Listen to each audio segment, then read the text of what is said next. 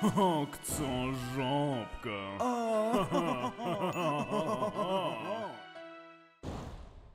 Хей, гайс, добро пожаловать на канал, держите пятерочку, рад вас всех здесь видеть. И знаете, у меня сразу для вас вопрос. Многие ли из вас пользуются механическими клавиатурами? Потому что лично я перешел совсем недавно на хорошую механическую клаву.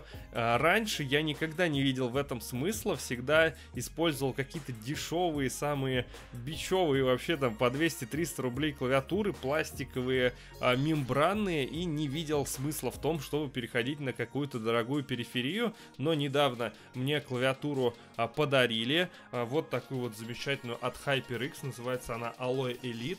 Это красная Red версия с MX Cherry клавишами. Я вам сейчас про нее дальше расскажу, а вы напишите, соответственно, в комментариях про то, что я у вас, соответственно, спросил. Начнем, наверное, по классике, с распаковки, так скажем, с комплектации и с моего первого впечатления о данной клавиатуре. Вот такая вот коробка у нас была, я ее, правда, уже разобрал, вот из двух частей. То есть у нас вот это вот была как бы обложка, где написаны, соответственно, все основные моменты. Это Alloy Elite, HyperX и, соответственно, изображена наша клавиатура. Ну а сзади, в принципе, по стандарту показаны ее основные преимущества и качества. Далее, что у нас шло в коробке? Вот такая вот у нас черная коробка внутри с клавиатурой.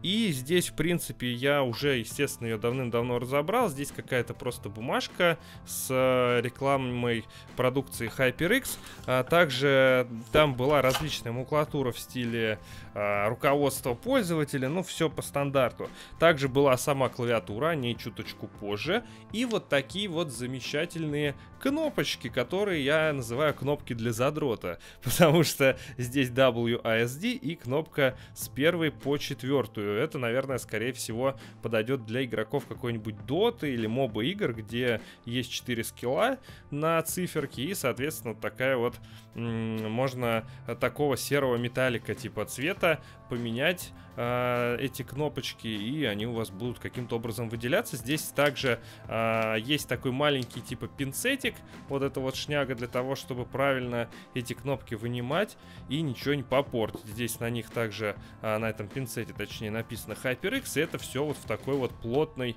высосанной буквально упаковке герметичной. Ну, я не стал ее даже открывать, потому что пока мне, в принципе, эти кнопки не нужны, мне черные и так нравится. Также была вот такая вот уже запылившаяся черная подложка под руки, то есть это присоединяется снизу к клавиатуре, чтобы нам было вот так удобно класть руку, но я, если честно, никогда такими штуками не пользовался, и мне это было не особо удобно, но, в принципе, в комплекте идет, и это приятно. Ну и, наконец, сама клавиатура. Когда я первый раз взял коробку с этой клавиатурой в руки, я думал, что там, наверное, какие-нибудь кирпичи, потому что она была очень тяжелая. До этого я пользовался простыми, самыми дешманскими какими-то клавиатурами. У меня самая последняя, это была Свен за 500 рублей, пластиковая, легенькая, которую я вот так, знаете, когда играл, аккуратненько вот так мог подвинуть мизинчиком, она ездила по столу туда-сюда. Теперь мне нужно реально напрячься для того, чтобы эту клавиатуру подвинуть, потому что она, на секундочку, весит практически 1,5 килограмма. 1,5 килограмма, Карл. И, естественно, эта клавиатура уже не из пластика, у нее основание металлическое, то есть вот эта вот вся рама, я не знаю, как это назвать, вот эта вот вся штука, где расположены наши клавиши, она сделана из металла, не знаю, правда, из какого. Сверху вот эта панель пластиковая, но это все сделано из достаточно классного, прочного, качественного пластика, и стоит эта клавиатура, как я посмотрел, от 7 до 12 тысяч рублей. Несмотря на то, что это моя первая механическая такая серьезная вещь, серьезная клавиатура, я все-таки, так скажем, вначале не особо заметил разницы между тем, как нажимаются, например, клавиши на мембранной клавиатуре и на механической. Не то, чтобы я вообще не заметил разницы, но не заметил ее с той стороны, что ожидалось, вот, что будет прям какая-то колоссальная разница, но в принципе потом, когда я уже начал играть, весь этот ход клавиш, хотя он достаточно высокий, он очень чувствительный, то есть стоит чуть-чуть нажать на кнопочку на какую-то, и в принципе действие в игре сразу же происходит. Здесь, естественно, очень быстрый отклик, и работает все совершенно замечательным образом. Я, кстати говоря, к слову, еще до сих пор не особо привык к такому высокому пробелу, к вообще расположению вот этих вот высоких кнопок, потому что я сколько раньше играл, я всегда играл на таких, знаете, клавиатурах, которые более плоские, примерно как ноутбучные. На них мне почему-то было всегда проще. А здесь такие массивные кнопки, я иногда невзначай, когда играю на WASD, попадаю кнопкой вместо, например, когда нажимаю C, присесть, например, то иногда нажимаю пробел, и, соответственно, у меня персонаж прыгает. Но это так, чисто из использования. Еще, что немаловажно было лично для меня, возможно, кому-то из вас тоже это покажется интересным и важным. Я с детства привык, что на клавиатуре были кнопки управления мультимедиа.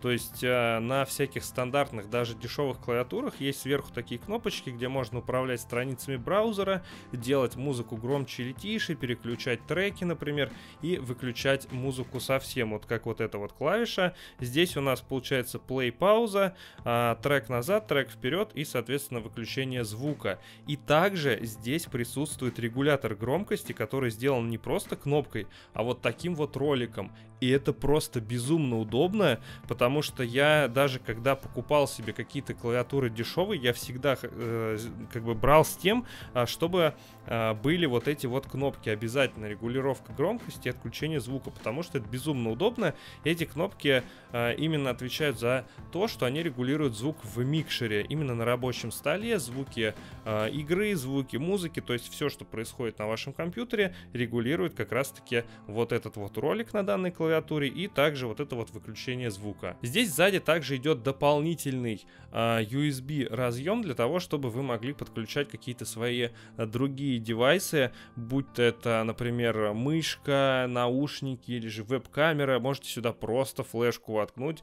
Это сделано для удобства. И, кстати, на вот этом кабеле, на конце, я вам не показал, в принципе, штекеры, но я думаю, это не столь важно. Этот кабель очень толстый, кстати, к слову говоря. Я пытаюсь все показать в объектив, чтобы это было нормально. Он очень толстый, вы просто вот посмотрите палец. И этот кабель, он реально толстенный, и он разветвляется в конце на 2. Соответственно, один штекер у нас питает саму клавиатуру, а второй, я так понимаю, питает наш USB-порт. Лично я этот порт тоже использую. Я воткнул сюда мышку, потому что мне так гораздо удобнее. У меня провод уже весь потерся из-за того, что он всегда цеплялся то за стол, то за системник. У меня системник стоит внизу на полу, и, соответственно, мышка постоянно цеплялась проводом за что-нибудь сзади, там внизу у компа, и теперь я ее втыкаю, в принципе, в этот USB разъем, и это очень удобно. И, кстати, да, на этой клавиатуре один цвет, если кто не заметил, она красная, это Red версия, есть также, по-моему, RGB версии, есть, по-моему, с другой подсветкой, это именно черно-красная. Она, в принципе, мне отлично подходит, потому что мышка у меня от Блади тоже красно-черная, и вся такая у меня подобная стилистика, если можно так сказать, так что меня вообще не парит, что здесь нету RGB. Ну и, соответственно, у нас есть еще 3 дополнительные кнопки. Это яркость подсветки, это, так скажем, изменение подсветки по ее стилю, то есть она может либо подсвечиваться вся, либо подсвечиваются отдельные игровые кнопки, сейчас вы это увидите. И есть также, я так понимаю, кнопка, как эти называются функции, знаете, кнопочка с логотипом с буковкой G, то есть это, я так понимаю, кнопки для неких макросов, для назначения каких-то своих функций. Я и не пользовался, я софт от HyperX никакой не ставил, возможно, она сделана именно для этого. Я, честно, еще не проверял, не тестил, но меня устраивает пока все как есть. Ну и, соответственно, вот эти вот кнопочки, они, получается, могут, вот это именно, которая регулирует яркость, она либо вообще отключает подсветку, либо делает ее слабенькой, может сделать посильнее, может сделать самую яркую и может отключить вовсе. Так что вот эта кнопка, получается, под собой влечет 3 режима. Это 3 режима яркости и отключения. И также вот эта следующая кнопка, она меняет режим подсветки. Вот это такой пульсирующий, она пропадает и снова загорается. Дальше у нас есть отключение подсветки клавиш, но остаются подсвеченным вот эта вот линия и кнопки дополнительные. Далее у нас есть вот такая вот, это у нас оставляет подсветку только на этих клавишах. Получается тоже полное практически отключение. Далее у нас есть вот такая вот переливающаяся красивая штука, красивый режим. Я ей в принципе не особо пользуюсь, потому что если ты играешь или что-то печатаешь, то вот это постоянное мигание, ну как бы немножечко тебя отвлекает, что ли. Поэтому я использую в принципе постоянную подсветку. Есть также режим задрота, опять-таки, как я это называю, потому что здесь подсвечены дополнительные клавиши.